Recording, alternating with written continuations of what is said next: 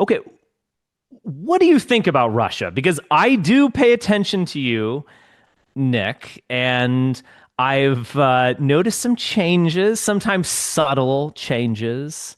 Sometimes I hear, I don't know, something that I had said come out of your mouth.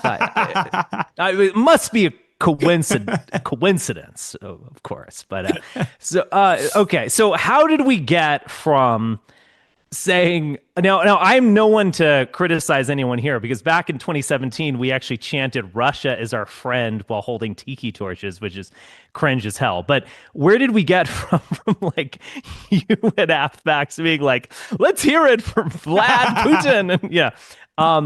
Two, I can tell you're more nuanced and more critical about these things over, say, 4 years.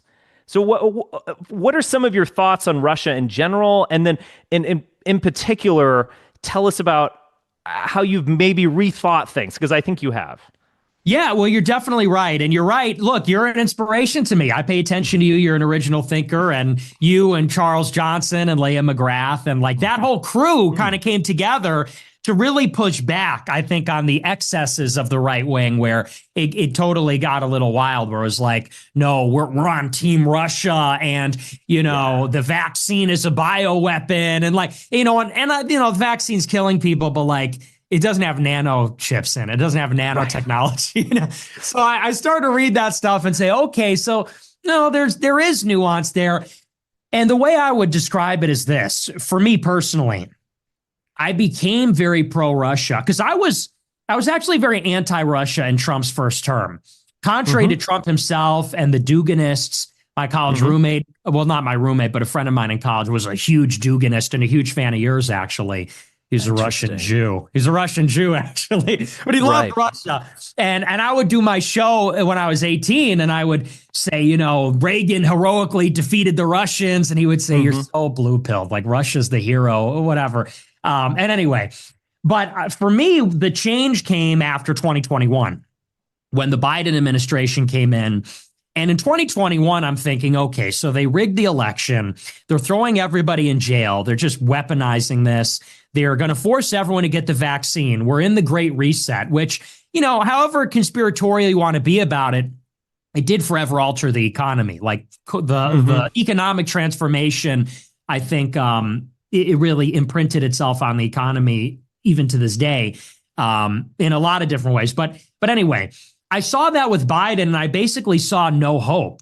I said, we're only going to get more censored. We're all going to get thrown in jail. Like a Republican's never going to win again. They're never going to open the economy. And I said, so the only thing, and I was actually thinking this way that we're talking about today, back then, I said, so the only way America can change is from without. America cannot change from within because the center is too powerful. The center is too dominant.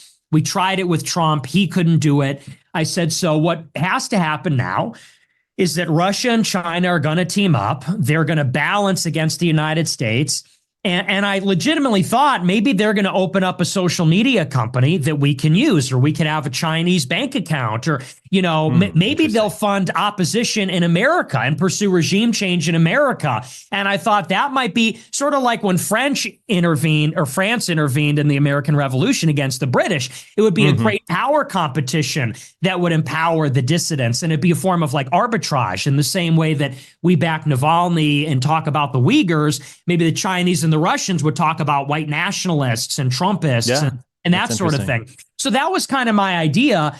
And that's really why I embraced it. And then things changed, because at the same time in 21, I said that there's a chance that the left has overplayed their hand.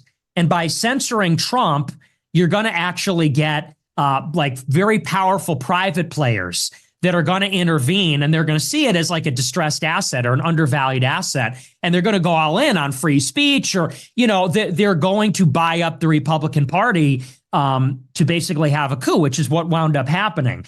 And so then I guess I just came back to my ordinary, because it was my view all along that Russia is not, I never made the case that Russia is like a trad Christian paradise, or like they're the real conservatives, or, I always saw them as, look, they are geopolitically, strategically our enemy, and they're trying to hurt us. And we are in a constant sort of state of war and cyber and in spying and espionage.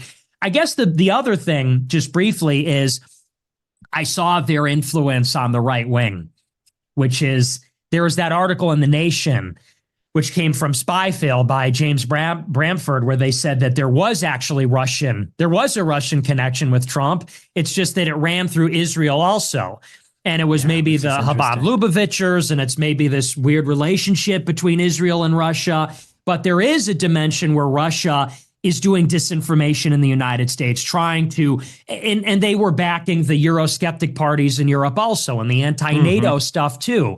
So I guess my position on Russia now is we should treat them like a middle power, sort of, or what would you call it? That, you know, they don't want to be friends with China, and they don't trust the Chinese, and they don't trust us, and they don't want to be friends with us either. But maybe like Turkey, we can kind of bring them into the fold, or like Brazil, maybe we can have a relationship with them while they have a relationship with China, while keeping them sort of at arm's length and being skeptical of their potential pawns or spies in the American media. That's kind of where I'm at now, where I've settled. I understand that. Yeah, I agree with a lot of that, and I would go further. I think that there is extreme negative energy towards the West itself coming from Russia, and it's been like that. And it's important not. I feel like I was never, again, it would be sort of interesting, like for a spy novel, if I had like some Kremlin agent tell me things, but I had people around me, and due to my marriage, especially people around me who were influencing me in that way. It's sort of like, when you're young, you think a McDonald's hamburger is like this is going to be really funny, actually. Okay. So when you're young, you think like the McDonald's hamburger is really great. And then you become very mature and sophisticated. And you understand that, in fact, a caramelized onion with Swiss cheese and mushroom concoction is magnifique. But then you sort of get older and you kind of appreciate the McDonald's hamburger. Like if you're on a road trip and you're like, all right, where's a McDonald's? I'm starving. This thing gets the job done. It's the same everywhere. You almost appreciate that thing that you were snobby about. And I feel like when I was younger, I would say the Cold War was totally awesome. Like Reagan beat the commies. And then I became overly snobby, and it's like, oh no, we were the wrong side of the Cold War. And now in my older age, I'm like, the Cold War was great. Reagan beat the commies. I've kind of come back to that, the at first glance opinion, the initial obvious opinion sort of is right, and you appreciate that. The other thing I wanted to say was that there is this danger of being used, and like Tenet Media is. Besides a national security threat, it's just a fucking embarrassment, to do that stuff. You are a ventriloquist dummy with someone's hand up, up your what. I mean, it's just, it's embarrassing to be used like that. And I don't want to be used like that. I don't want to be seen by some Kremlin operative as like, oh, he's a merchant of chaos and nastiness. So let's throw him 1,000 rubles so that he can create more pain in the country. That actually does bother me. And I feel unwittingly, of course, but I feel like I was that, in a way. And I'll just say this, this is a welcoming forum, of course. There was a recent article that came out by some group that was like studying network effects and things like that. And they're like, Nick claims to be America first, but in fact, it's Nigerians or whatever. Now, I don't think you're working for them, nor do I think you're buying bots or anything like that. But they might, like the numbers are the numbers. They might see you as like, this throws a wrench into the gears. And I feel like, again, that would bother me in the sense of being used for someone who ultimately despises me, ultimately hates what I love, and is using me as a tool for some little tactical agenda. I mean, look, Putin, he went to Dresden, and after the end of the Cold War, he was involved, and before the end of the Cold War, he was involved with the remnant of the Red Army faction, which was an extreme left group. He had dealings with neo-Nazis in East Germany and then in the unified Germany. They don't care about us. If they find any use for us, it's so that we can fuck things up. And so I don't think you can really, I think it's worrisome to get too close and buddy with Russia. It's cringe, it's embarrassing, but I think you can be used in a way that's very destructive.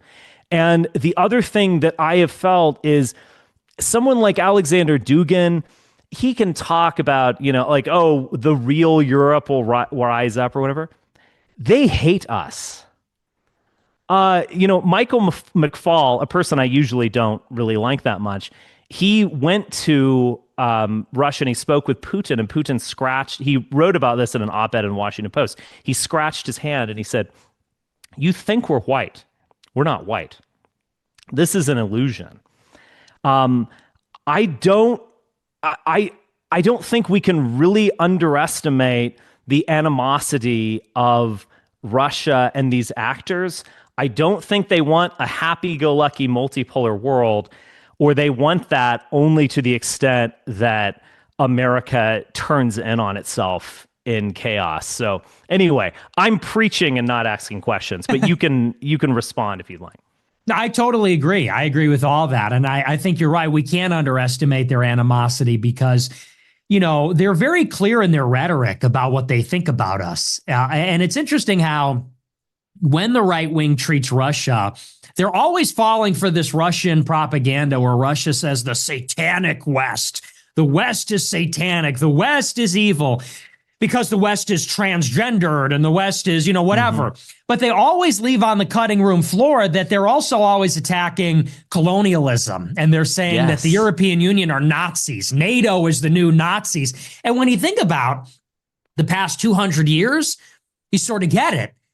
Because of Napoleon, because of Hitler, because of the Kaiser. And so they actually do legitimately see NATO as this German army marching eastward on Russia, and they hate it. And they hate that we're liberal. They hate that we have political liberty. They hate that we are, that we are that civilization. So I totally agree with you. And that doesn't make me like, obviously they're at war with Ukraine. I'm not pro-Ukrainian, but I am pro-European. And I especially hate it when you get these like Matt Walsh types or whoever that say, I hate the Europeans. They're a bunch of like socialists, sissy, whatever. It's like, no, they're actually our closest allies. They're the motherland. Mm-hmm. They have a rich, prosperous economy, even to the extent that they're liberal and secular. I think it is motivated by something good. It's motivated by this kind of compassion for the world, or, care for humanity in and of itself, or for the planet or the environment. I think those are good things. That's part of what makes us us. And so I like the idea of the European Union as a distinct power in its own right, standing alongside the United States. And I would even prefer to fortify that over aligning with Russia, rebuild Europe's army and let that be the ally rather than relying on Russia, which you're right. I think they're not us, they're Slavic, Asiatic, maybe be another way to say that. And I regard them very similar to China. It's just like one of these Asian empires, and it has little to do with Europe, at least at this point in history. So, as far as the intervention of foreign powers, I think you're going to get some of that no matter what. Like Trump raises the flag, and I'm sure there was backing for that. And then Biden came in, and there was backing for that, and so I think there's like a low background kind of noise with that across the board when you get to a certain level. But I just try to avoid these displays like Tucker Carlson has put on, where he's sniffing the bread and glazing the shopping carts. And he's in Qatar saying, I'm an American. Of course I could buy a house in Doha. It's like, what? Like, do you even hear yourself anymore? So I just try to avoid that. And the kind of third world is Jackson Hinkle, de-sucking, where he goes to like Niger and he's hanging out with them. Yeah, I'm glad you do that. You have good taste. Okay, what is going on with the Qatari thing? I tried to even look into it, and it just strikes me as labyrinthine. Like, I don't understand. It's like Qatar is sort of pro-Israel, but they weren't officially members of the Abraham Accords. They have a military base, but they also support Hamas. They like Tucker Carlson. I mean, Tucker, look, it's one thing to be accused of being a Qatari agent. It's another thing to go and like wine and dine with the Qataris. It's like, what are you doing there? What are you possibly doing there outside of working for them? I mean, but do you have any idea what they're after? I don't know. And there's something real there, though. It is. When people say Tucker Carlson, a lot of people dismiss that, but that's 100% real. And, look at Omid Malik, who is the financier behind this 1789 Capital that gave the money for the Tucker Carlson network. And you look at Omid Malik, he's got another company where it's either the name or the logo is one of the Persian royalist symbols. And so what you have in Qatar is, I guess, a lot of the oligarchs in Qatar are exiles from Iran after the revolution. It's a lot. So there are a lot of people there. Yeah, they're not necessarily Zionists, but they are kind of like sympathetic to the royalists. And the other thing is, people point out the British connection, because Qatar and Bahrain and the Emirates were the Trucial states. They were British colonies, and they were largely doing the pearl trade.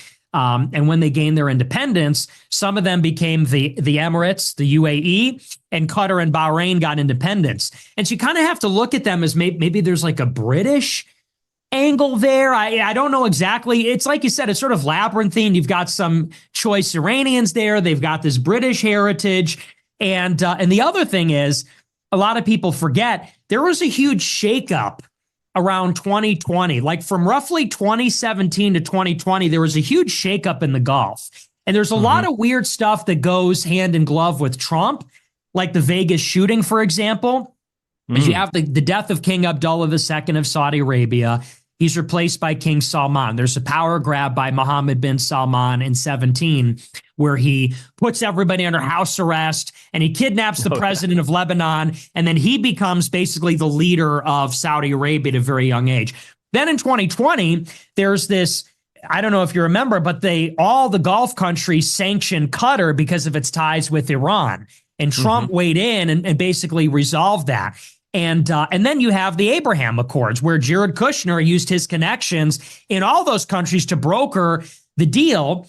And it has all this sovereign wealth money moving from the Gulf into Israel. And so I don't know what to make of that. That's sort of what I know about it.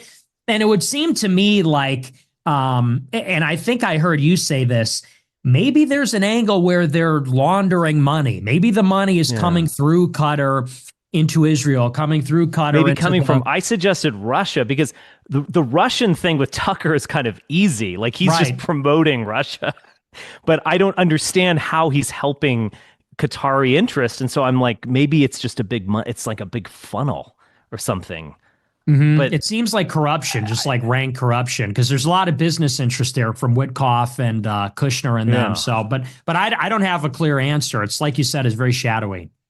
That's interesting.